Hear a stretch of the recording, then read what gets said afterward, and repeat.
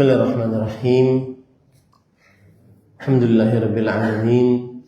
Wa sallallahu wasallam wa barak ala abdihi wa rasulihi nabiyina Muhammad wa ala alihi wa ashabihi ajma'in. Amma ba'd. Ahibati fillah, afani Allah wa iyyakum. Kita sedikit melanjutkan rukun salat sehingga kita menyelesaikan ini, karena nanti di dalam bulan Ramadan kita akan libur, berarti Maret saya tidak kesini. Oleh karena itu kita selesaikan sedikit. Yang selanjutnya adalah bangkit dari sujud. Bangkit dari sujud. Dan bangkit dari sujud berarti adalah duduk di antara dua sujud. Duduk di antara dua sujud. Hukum duduk di antara dua sujud adalah rukun dari rukun salat. Dan ini mazhab jumhur, mazhab Maliki, Syafi'i dan Hambali. Dan dalilnya hadis musik salatahu. Hadis orang yang buruk salatnya, hadis orang yang keliru salatnya, hadis yang orang yang diajari oleh Rasul sallallahu alaihi wasallam salatnya. Kemudian yang ke-8 adalah membaca doa tasyahud akhir. Membaca doa tasyahud akhir. Para ikhwan yang dirahmati oleh Allah, kita sekarang membicarakan tentang sujud, duduk di antara dua sujud. Dan duduk di antara dua sujud itu rukunnya. Adapun tata cara duduknya seperti melakukan iftirash ketika duduk di antara dua sujud, maka itu termasuk daripada kesunahan-kesunahan yang dibicarakan di dalam duduk di antara dua sujud. Tapi rukun sholat adalah bangkit dari sujud atau duduk di antara dua sujud. Jadi kita tidak bicarakan dulu tentang bagaimana tata cara duduknya. Bagaimana tata cara duduknya. Baik. Kemudian pada ikhwan dirahmati oleh Allah, yang selanjutnya adalah membaca doa tasyahud akhir. Ini rukun sholat. Tasyahud awal berarti bukan rukun sholat. Kalau bukan rukun sholat, kalau ketinggalan tasyahud awal, maka sah sholatnya jika tertinggal karena lupa dan dia tambal dengan sujud sahwi. Nah, begitu cara memahaminya. Jadi yang menjadi pembicaraan adalah hukum tasyahud akhir, membaca doa tasyahud akhir. Ingat ya, yang kita bicarakan adalah tasyahud akhirnya, doa tasyahud akhirnya. Tasyahud akhir atau doa tasyahud akhir adalah rukun sholat. Dan ini mazhab Syafi'i, mazhab Hambali, mazhab Maliki. Kenapa? Karena berdasarkan hadis Rasul sallallahu alaihi wasallam bersabda, "Walakin qulu," tetapi ucapkanlah kalian. Jadi ada orang dulu sholatnya dengan mengucapkan Assalamu ala Allah fa innallaha huwas salam. Keselamatan semoga atas Allah, sesungguhnya Allah adalah pemberi keselamatan. Maka Rasulullah SAW mengatakan walakin qulu, jangan kalian ucapkan itu, tapi ucapkanlah at-tahiyyatu lillah was-salawatu wat-thayyibat. Assalamu alayka ayyuhan nabi wa rahmatullahi wa barakatuh. Assalamu alayna wa ala ibadillahis salihin. Fa innakum idza qultum asaba kulli 'abdin fis sama'i aw bainas sama'i wal ard. Asyhadu an la ilaha illallah wa asyhadu anna Muhammadan 'abduhu wa rasuluh. Thumma yatakhayyar min ad-du'a ajawahu ilayhi fayad'u. Yang artinya, ucapkanlah at-tahiyyatu lillah was-salawatu wat-thayyibat. Assalamu alayka ayyuhan nabi wa rahmatullah sampai terakhir wa ala ibadillah salihin. Jika kalian mengucapkan itu, maka salam kalian akan mengenai seluruh hamba di langit atau seluruh hamba antara langit dan bumi. Kemudian baru ucapkan tasyahud, asyhadu an la ilaha illallah wa asyhadu anna Muhammadan abduhu wa rasuluh. Nah, ini adalah membaca doa tasyahud akhir. Dan ini adalah rukun, ya. Ini adalah rukun. Kemudian yang berkaitan dengan ini juga yaitu hukum duduknya. Nah, duduknya beda lagi. Jadi kita bicarakan hukum doa tasyahudnya, itu yang rukun. Adapun duduknya itu adalah sebuah kewajiban saja. Hukum duduknya untuk tasyahud akhir juga rukun juga. Hukum duduk untuk tasyahud akhir juga rukun juga. Nah, taib, para ikhwan dirahmati oleh Allah Subhanahu wa taala, itu yang ke-9, duduk untuk tasyahud akhir. Jadi itu juga rukun. Ya, duduk untuk tasyahud akhir juga rukun. Kenapa? Karena para sahabat Nabi mengajarkan sholat ala Rasulullah sallallahu alaihi wasallam, yaitu waqa'ada ala syiqqihi mutawarrikan thumma sallam. Beliau duduk di atas syiqqi. Syiqqi artinya pipi pantat, dengan menduduki pipi pantat tersebut. Kemudian beliau salam. Ini menunjukkan duduk tasyahud akhir rukun. Jadi doa tasyahud akhir rukun, duduknya pun juga rukun. Dua hal itu berbeda, hati-hati. Tasyahud akhirnya rukun, duduk untuk tasyahud akhirnya juga rukun. Ya, hati-hati. Kalau ditanya doa tasyahud akhir apa? Tadi apa bacanya? At-tahiyyatu lillah, as-salawatu wat-thayyibat. Atau bacaan yang lain, at-tahiyyatus salawatut thayyibatu lillah. Itu dua-duanya benar, sahih. Itu doa tasyahud akhir, itu rukun. Dan ini adalah satu dari bacaan yang merupakan rukun selain takbiratul ihram dan surat Al-Fatihah. Jadi rukun yang merupakan bacaan itu takbiratul ihram, membaca surah Al-Fatihah, dan doa tasyahud akhir. Yang ucapan, rukun yang merupakan ucapan. Selainnya semuanya rukun itu gerakan. Selainnya semua rukun adalah gerakan. Hanya 3 yang merupakan rukun. Nanti mungkin ada tambah salam. Baik. Dan kemudian yang ke-9 duduk tasyahud akhir. Yang ke-10 tadi sudah saya sebutkan, yaitu tumakninah. Tumakninah adalah rukun sholat. Ya, tumakninah adalah rukun sholat. Para ikhwan yang dirahmati oleh Allah, batasan tumakninah apa? Batasan tumakninah adalah, para ulama menjelaskan, tidak bergerak kepada rukun selanjutnya sebelum mengerjakan rukun sebelumnya dengan tenang. Dengan tenang. Tidak bergerak mengerjakan rukun selanjutnya sebelum mengerjakan rukun sebelumnya dengan tenang. Contoh, rukun ruku. Tumakninah ruku bagaimana? Tidak bergerak i'tidal sebelum rukuknya tenang, yaitu meletakkan kedua telapak tangan di atas kedua lutut, kemudian merenggangkan kedua lengan dari kedua sisi badan, kemudian membentangkan punggung, ya. Kemudian tidak mengangkat kepala ke atas ataupun ke bawah. Dia rukuknya tumakninah.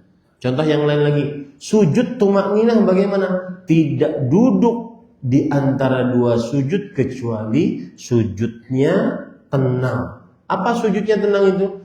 sempurna, yaitu meletakkan 7 anggota sujud. Dahi plus hidung, 2 telapak tangan, 2 lutut, 2 jari jemari kaki kanan dan kiri. Itulah tumakninah. Batasan tumakninah itu tidak bergerak ke rukun selanjutnya kecuali rukun sebelumnya dilakukan dengan tenang dan sempurna. Nah, kemudian yang ke-11, para ikhwan dirahmati Allah Subhanahu wa taala, yaitu melakukan rukun-rukun tersebut tertib atau berurutan. Nah, ini rukun.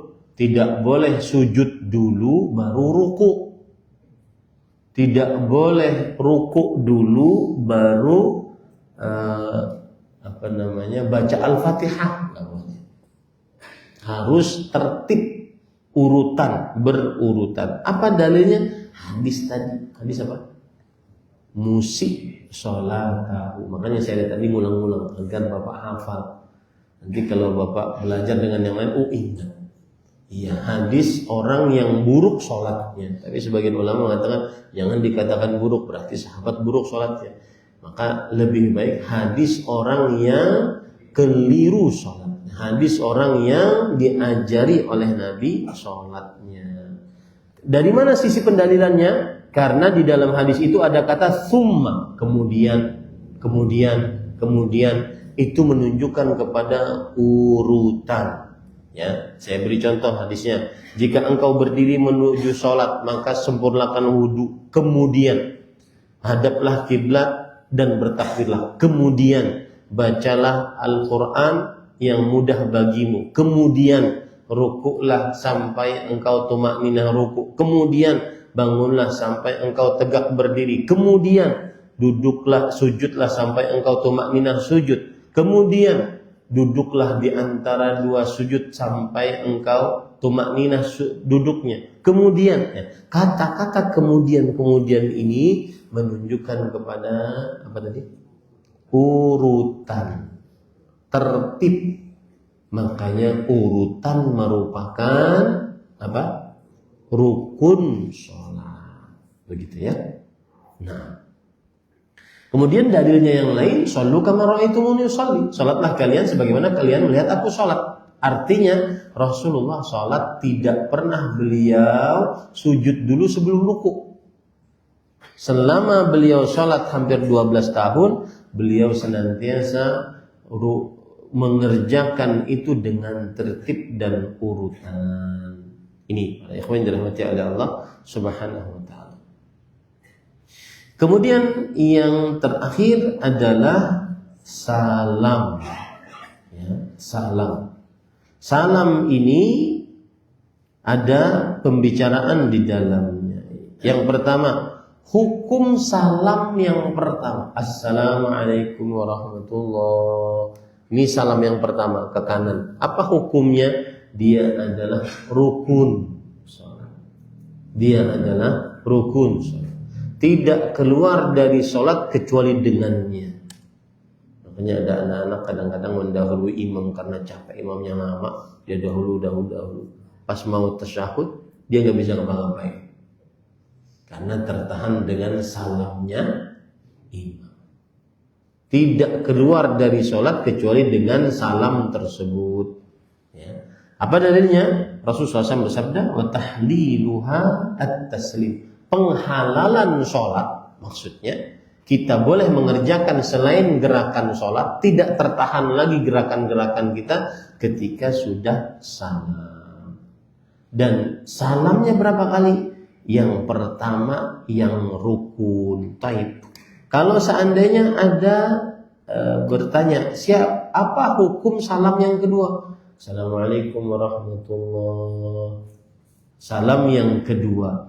Maka jawabannya pada ikhwan dirahmati Allah, untuk salam yang kedua terjadi khilaf di antara ulama. Ada yang mengatakan dia dianjurkan, tidak wajib. Ya, ada yang mengatakan dia adalah termasuk rukun. Termasuk rukun. Madhab Maliki Syafi'i, salah satu pendapat dari Imam Ahmad, dan madhab kebanyakan para sahabat, para tabi'in mengatakan salam yang kedua itu adalah hanya dianjurkan. Makanya kalau orang masbuk, kapan dia bangun untuk menyempurnakan sholatnya? Boleh setelah salam yang pertama. Kenapa? Karena salam yang pertama menyelesaikan sholat. Salam yang kedua menurut pendapat jumhur hanya kesempurnaan, kesunahan. Nah, ini para ikhwan dirahmati oleh Allah Subhanahu wa taala. Dan Rasulullah SAW pernah salam cuma sekali. Assalamualaikum, selesai. Beliau pernah cuma salam sekali ke kanan. Assalamualaikum, selesai.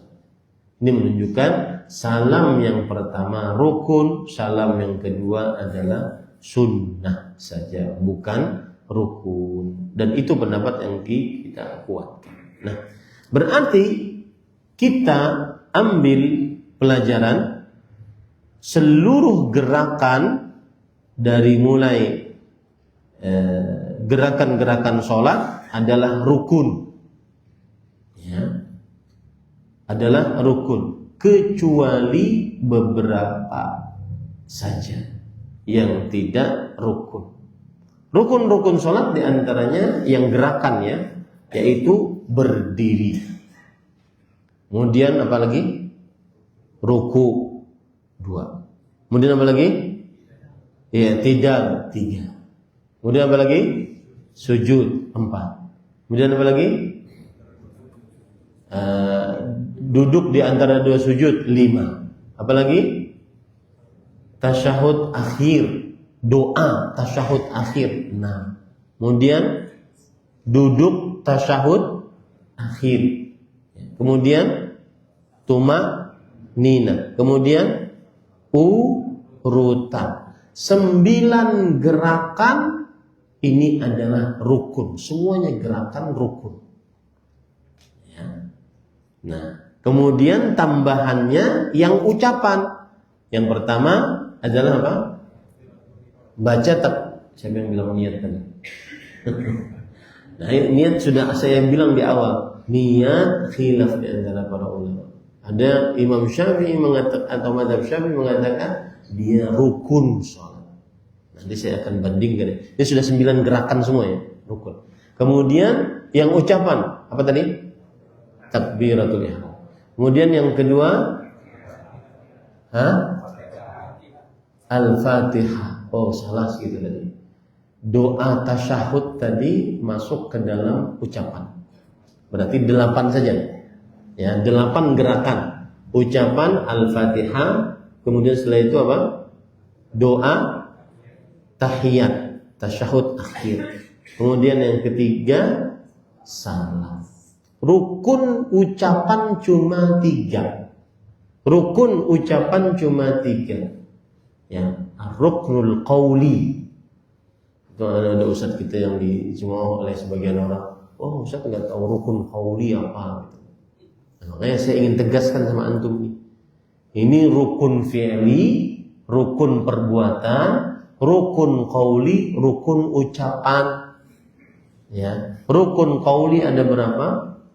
8. Rukun fi'li ada berapa? 8. Rukun qauli ada berapa? 3. Ini pendapat yang kita kuatkan. Saya ulangi. Rukun fi'li yang perbuatan apa? 1, berdiri. Yang kedua, ruku. Yang ketiga, sujud. I'tidal. Yang keempat, sujud. Yang kelima, duduk di antara 2 sujud. Yang keenam, duduk tasyahud akhir. Duduk tasyahud akhir. Ingat ya, jangan lupa. Jangan hanya katakan duduk tasyahud, karena duduk itu ada 2, tasyahud awal dan tasyahud. Duduk tasyahud akhir 6. Yang ke-7 tumak nina. Yang ke-8 urutan. itu adalah rukun sholat fi'li, perbuatan. Fi'li, perbuatan. Rukun sholat qauli apa? Takbiratul ihram. Kemudian baca Al-Fatihah. Kemudian doa tasyahud akhir. Kemudian salam. Berarti ada 4. Semuanya berapa berarti? 12. Semuanya adalah 12. Ini pendapat yang kita kuatkan. Kalau antum belajar mazhab fikih Syafi'i, maka disebutkan rukun sholat ada 18. Ada 18. Kita hitung ya. Niat. Nah, dia masuk niat. Itu bedanya. Ya. Berdiri 2. Takbiratul ihram. Baca Al-Fatihah. Termasuk di dalamnya Bismillahirrahmanirrahim. Ruku, bangun dari ruku, i'tidal. Jadi dia 2 itu. Bangun darinya itu termasuk rukun, i'tidalnya termasuk rukun. Kemudian sujud. Kemudian duduk di antara 2 sujud. Kemudian duduk tasyahud akhir. Kemudian sudah berapa? 10. Kemudian sholat atas Nabi. Salawat atas Nabi. Ya, bahasa Arabnya sholat atas Nabi. Salawat atas Nabi. Kemudian salam yang pertama. Kemudian niat.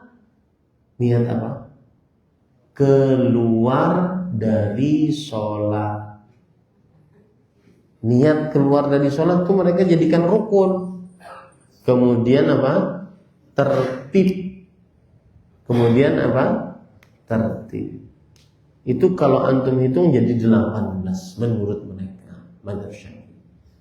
Nah, kita menguatkan pendapat bahwa rukun sholat hanya ada berapa tadi? 12. 8 fi'li, 4 qauli. Paham ya? Nah,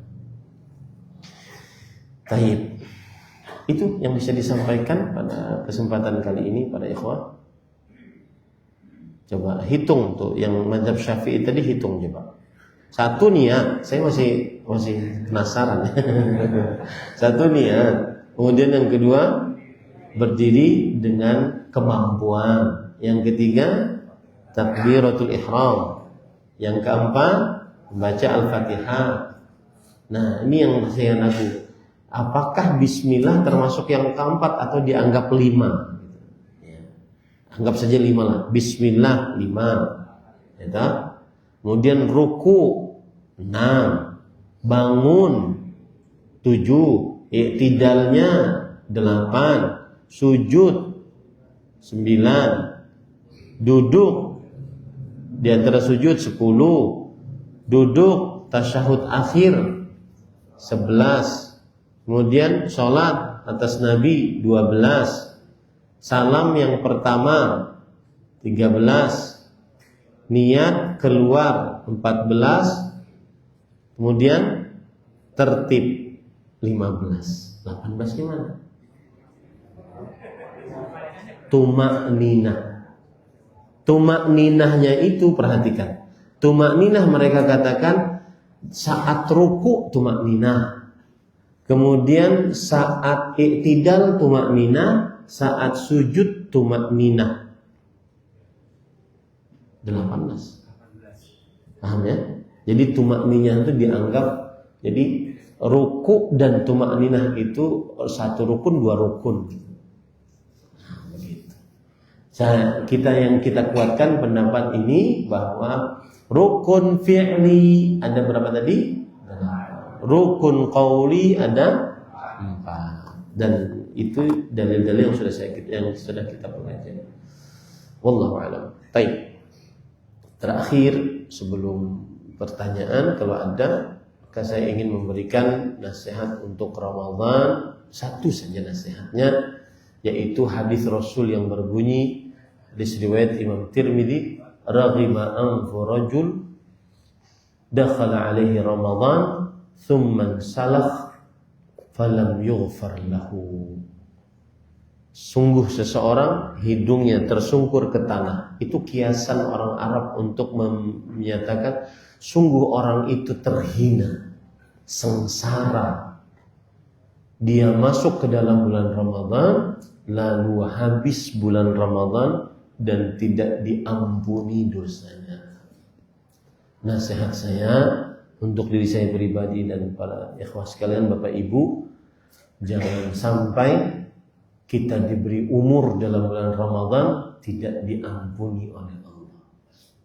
Berpikir keras, bertekad bulat agar saya diampuni bulan Ramadan. Apakah ucapan ini mendatangkan ampunan?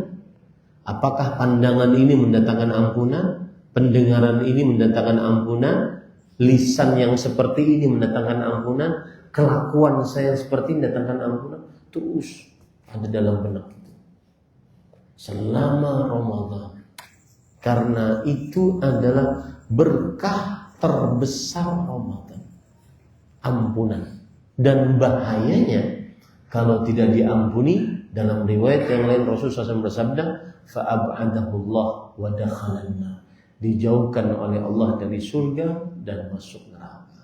Kenapa? Karena ada kesempatan emas tidak digunakan. Hati-hati, ya, hati-hati, hati-hati.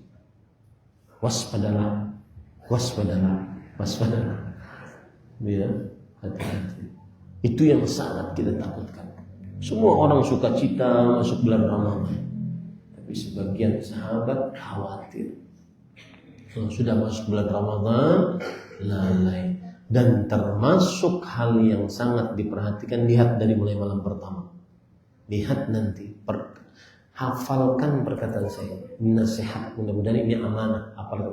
Perhatikan baik-baik perkataan Saif al-Yamani, inna min alamati i'radillah lil 'abd an yashghalahu bima la yanfa'.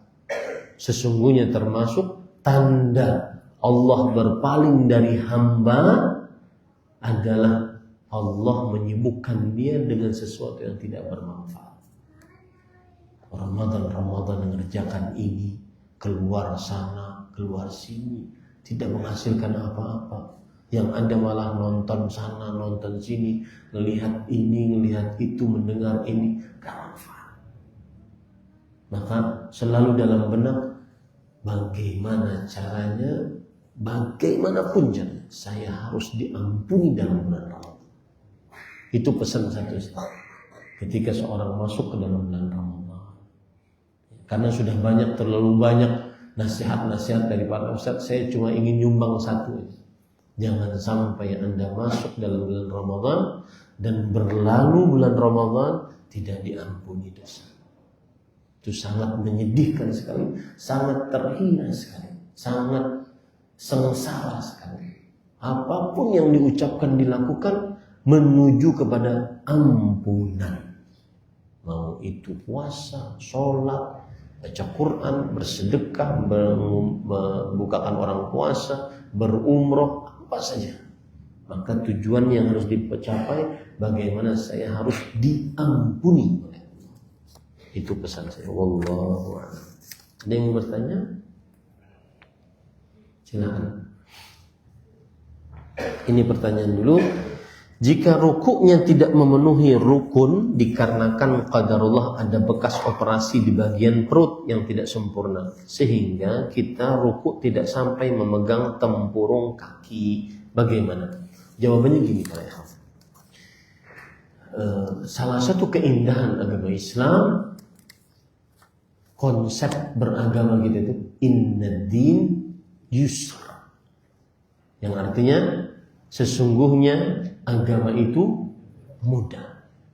Itu kaidah lebih tinggi daripada kaidah yang di bawahnya, yaitu al-masyaqqah tajlibut taysir. Kesulitan dalam beragama mendatangkan kemudahan.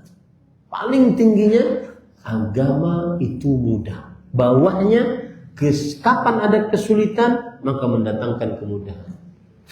Contoh misalkan yang ini, ada sakit, kemudian dia tidak sanggup rukuk dengan sempurna, maka pada saat itu berlakulah ayat yang berbunyi fattaqullaha bertakwalah kepada Allah sesuai dengan kemampuan kalian. Idza amartukum bi amrin fa'tu minhu mastata'tum. Jika aku perintahkan kalian dengan sebuah perintah, kerjakan dari perintah itu semampu kalian. Puasa begitu juga yang mau kita hadapi. Enggak sanggup puasa. Karena bagaimana yang nanya saya, Ustaz, umur bapak saya 75 tahun. Beliau bilang, dan berat badannya cuma 30 kilo. 70-35, saya pengen tuh. Ya, 75 umurnya, berat badan 30. Beliau sudah bilang, Ustaz, boleh nggak ya nggak puasa? Karena kalau puasa debar-debar. Saya bilang, para sahabat dahulu kalau sudah tua mereka bayar fidyah. Kalau memang tidak mampu. Kalau seandainya masih mampu, masih bisa main golf, jangan. Ya, bisa main pedal, ya. Ada Abu Pedal di sini. Ini Taib. Bolehkah kita mengqadha puasa orang tua yang sudah meninggal? Bagus. Jawabannya adalah boleh, meskipun tidak wajib. Boleh, meskipun tidak wajib. Apa dalilnya? Man mata wa alaihi shiyam sama'an waliyyu. Siapa yang meninggal dan punya hutang puasa, maka walinya mempuasakan. Siapa walinya ini? Orang tuanya kepada anaknya, atau anak pada orang tuanya, atau kerabat-kerabatnya, atau istrinya. Boleh. Ya. Tetapi yang menjadi ukuran di sini hutang puasa, bukan hutang puasa yang tidak berpuasa di zaman dulu karena malas atau sengaja tidak berpuasa padahal dia wajib puasa. Ini bukan hutang puasa. Paham ya?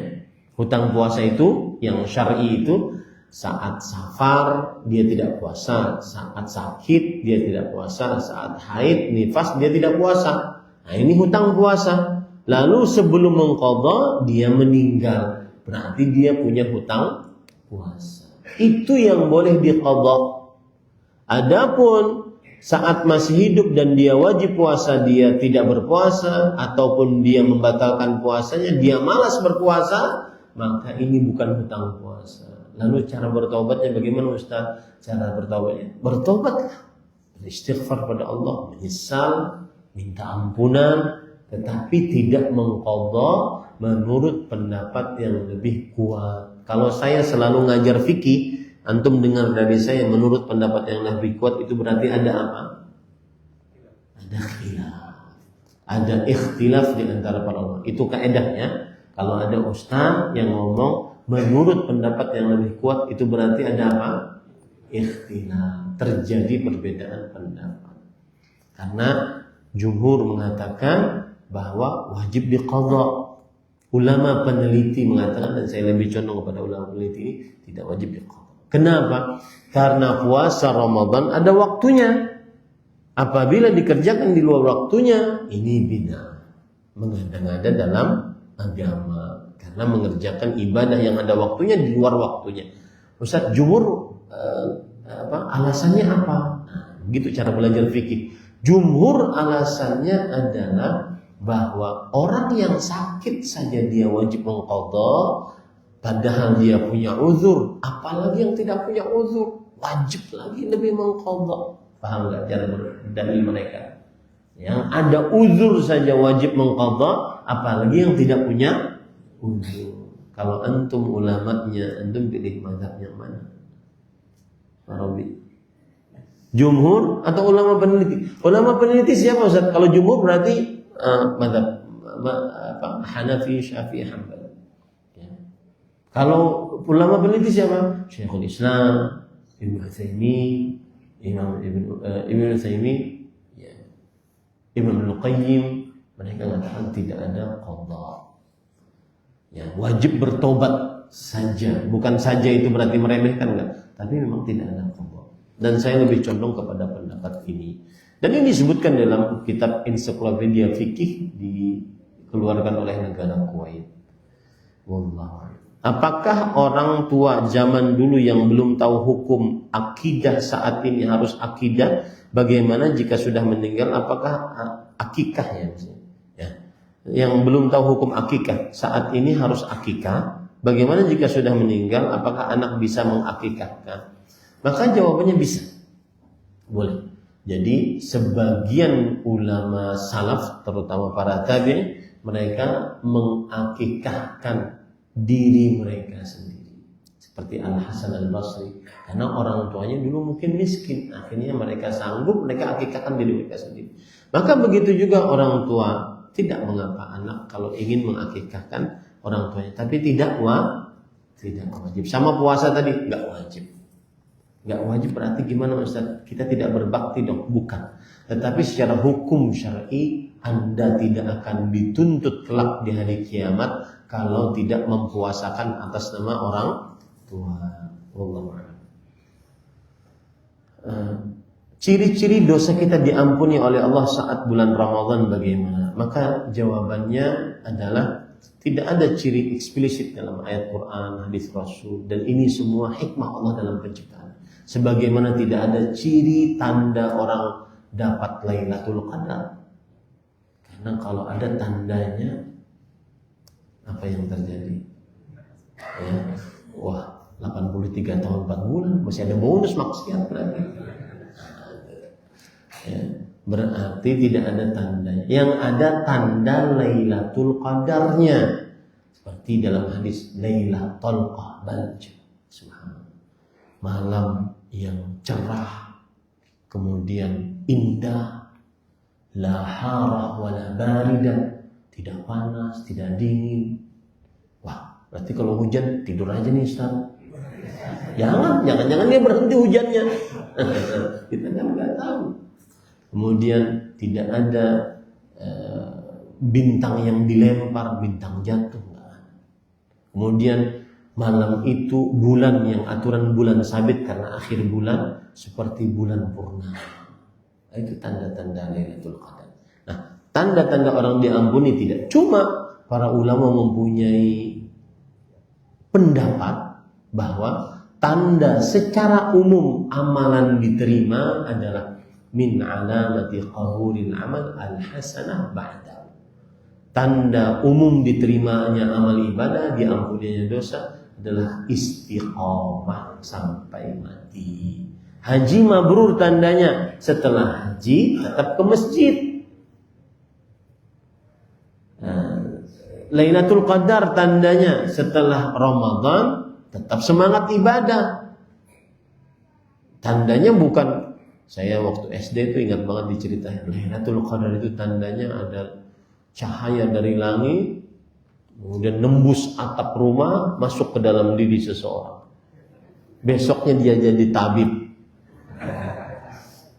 Ini enggak ada. Tidak seperti itu tandanya Allah. Baik. Rahimahullah, ayah kandung sudah tidak terhitung mengucapkan talak pada ibu sampai talak 3 berkali-kali. Tapi kembali lagi, kemudian ibu hamil, apakah status anaknya ibu itu anak di luar nikah? Jika iya, sekarang anak itu dinikahkan oleh ayah tersebut. Jika tidak sah karena status anaknya di luar nikah, bagaimana status pernikahan anaknya? Sekarang anaknya sudah memiliki anak lagi, apakah jadi anak luar nikah juga karena diwalikan oleh ayah yang tidak sah jadi wali tadi? Jawabannya pada ikhwah, ini pertanyaan tidak dijawab oleh seorang yang ahli fikih di dalam majlis, tetapi harus duduk di pengadilan. Jadi sering Syekh Abdul Muhsin bin Hamad Al-Abbad, yang saya alhamdulillah 5 tahun duduk di majlis beliau, baca sebagian kitab Sunan Abi Dawud, sebagian kitab Sunan Tirmidzi. Beliau sering ditanya permasalahan seperti ini, beliau menjawab, raji'il mahkamah, silakan pergi ke pengadilan. Karena di pengadilan hukumnya apa Pak? Mengikat. Kalau sudah ada ketok palu dari hakim, maka itu hukumnya apa? Mengikat. Tapi nasihat saya untuk si anak yang meragukan kesahan pernikahannya, kesahan perwaliannya, maka pada saat itu lebih baik dia bertanya kepada kantor urusan agama atau pengadilan agama sehingga dia tenang. Kalau seandainya dikatakan oleh pengadilan agama sudah sah, sudah selesai, berarti yang bertanggung jawab yang ngasih fatwa. Taib Ustaz, secara fikih, ilmu fikih ya, bukan secara fatwa. Secara ilmu fikih bagaimana sih Ustaz? Kalau ada orang mengatakan, saya talak kamu, saya talak kamu, saya talak kamu. Atau kalau ada orang mengatakan, saya talak kamu 1.000.000 kali. Jatuhnya berapa? Jumhur ulama mengatakan jatuhnya 3. Hanya Imam Syekhul Islam itu mengatakan dia 1. Mengatakan 3 jatuh. Maka pada saat itu para ikhwan dalam hati Allah, itu secara ilmu fikih, jangan diturunkan ke dalam masalah ini secara langsung. Makanya saya awali tadi, silahkan tanya ke pengadilan. Oh, tapi sudah saya dapat jawabannya dari Ustaz. Jangan. Itu secara ilmu fikihnya begitu. Bahwa kalau ada orang suami mengatakan kepada istrinya, saya talak kamu, saya talak kamu, saya talak 3 kali, jatuh 3. Atau dia mengatakan saya talak kamu 3 kali, talak 3, ya, jatuh berapa? 3. Itu jumhur ulama mengatakan jatuh 3. Adapun Syekhul Islam mengatakan jatuh berapa? 1. Kalau alasannya apa? Nanti habis Ramadan dan jam 9 lewat. Subhanallah. Nah, Taib, ini yang bisa sampaikan. Ini paling lama kayaknya kajian kita ini. Antum nggak memperhatikan kayaknya. Libur ya. Ini yang bisa disampaikan. Semoga bermanfaat. Saya berdoa dengan nama-nama Allah yang husna, sifat-sifatnya mulia. Allahumma balligh ilaina Ramadan. Ya Allah, sampaikan umur kami ke dalam bulan Ramadan. Wasallim lana Ramadan. Ya Allah, selamatkan untuk kami bulan Ramadan. Wa tasallamuhu minna mutaqabbala. Ya Allah, terimalah amal-amal ibadah kami kelak di dalam bulan Ramadan. Itu doa-doa para salafus saleh menjelang masuk bulan Ramadan. Semoga kita diberikan umur yang panjang dan berkah untuk menghadapi bulan ini, bulan pembuktian untuk banyak beribadah kepada Allah. Tidak usah terlalu banyak ngobrol, tidak usah terlalu banyak gaul. Yang paling utama kita dalam bulan Ramadan agar diampuni dosa oleh Allah SWT. Subhanakallah walhamdulillah, asyhadu an la ilaha illa anta, astaghfiruka wa atubu ilaik. Wassalamualaikum warahmatullahi wabarakatuh.